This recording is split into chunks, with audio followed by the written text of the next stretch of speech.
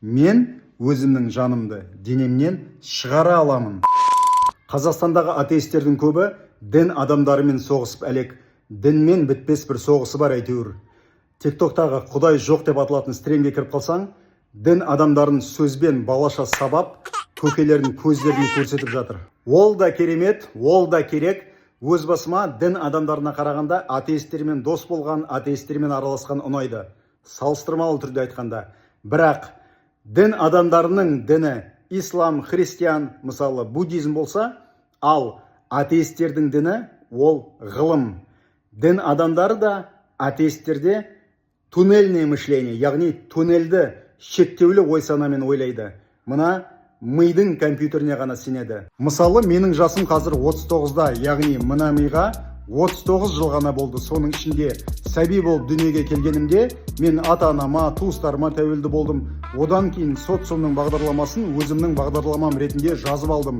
Оның ішінде неше түрлі қорқыныштар бар, норма деп аталатын нормативтер бар. Сол бір нормативтерді орындамасаң, сені ақ қарға дейді, немесе есінен ауысқан дейді. Сол социумның нормативтерінің, яғни бағдарламаларының бірі, мысалы, өзіміздің қалаған оқу орнымызға түсе алмаймыз. Әкеміз, анамыз, немесе ағамыз міндетті түрде осы оқу орнына түсіп, осы дипломды алуың керексің дейді.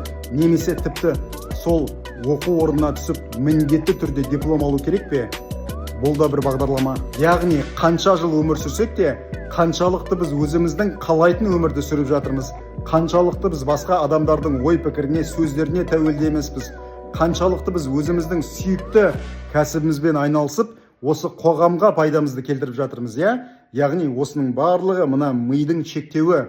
Мен өз басым соңғы 5 жылды ғана өзімнің қалауымен өмір сүріп жатырмын. Оның алдына дейін мен социумға тәуелді болдым. Осылай камера алып, TikTokқа немесе Instagramға видеоларымды сала алмайтын едім. Сондықтан мына мимен ғана өмір сүретін болсақ, яғни логикаға ғана сүйенетін болсақ, біз алысқа бармаймыз.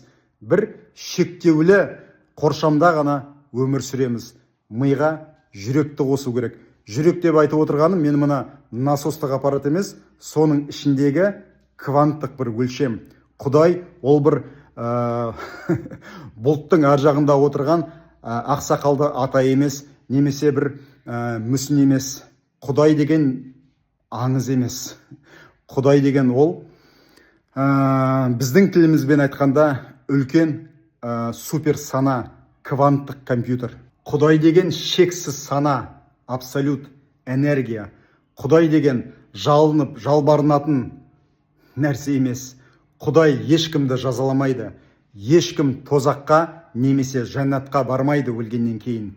Тозақты да, жаннатты да біз осы өмірде өзімізге өзіміз құрастырамыз.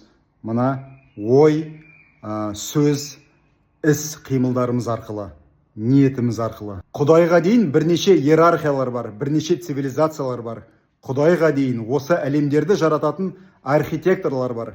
Олардың саналары бізге қарағанда әлде қайда кеңірек, және сананың басқа бір вибрациясында өмір сүріп жатыр олар. Біздің мына физикалық пердемізге көрінбейді. Енді сол Құдайға біз өзіміздің рухымыз арқылы байланғанбыз. Біздің рухымыз біздің басты ойыншымыз. Ал біздің рухымызбен біз жанымыз арқылы байланғанбыз. Кабель сияқты. Осы дене деп аталатын скафандрды жан арқылы біздің рухымызға апарып байлайды. Атеистке атеисттік сенімін, ұғымын өзгерту үшін денеден жанын шығару керек. Ол өлу деген нәрсе емес. Мен өзімнің жанымды денемнен шығара аламын. Және де бұны әрбір адам жасай алады. Кейбір адамдар әдейі жасамайды бұны. Маған адамдар жазды.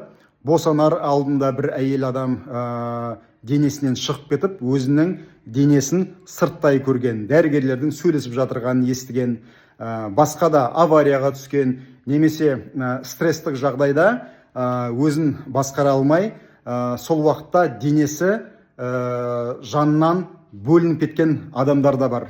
Және де өзіңіз саналы түрде өзіңіздің жаныңызды денеңізден шығара аласыз. YouTube'да неше түрлі техникалар бар, бірақ өзіңіз мына проводниксіз, яғни мен сияқты бір айтып отыратын адамсыз жасап көрсеңіз, ол қауіптірек. Төменгі вибрациялы басқа бір әлемдер бар, сіз қорқып қалуыңыз мүмкін. Яғни атеист адам осы бір техниканы жасап көрсе, немесе өзі оған сенбесе, сол бір техниканы жасап көрейін деген адаммен бір араласса, міне осы уақытта ғана шынымен де бұл әлемнің қандай екеніне көзі жетеді. Бұл әлем көбіміздің ойлағанымызда емес. Әдейі саналы түрде внетелесный опыт, яғни денеден шығу деп аталатын техниканы қалай жасауға болатын келесі рилстарында айтамын. Маған тіркеліңіз, лайк басыңыз және комментарийге өзіңіздің пікіріңізді қалдырыңыз.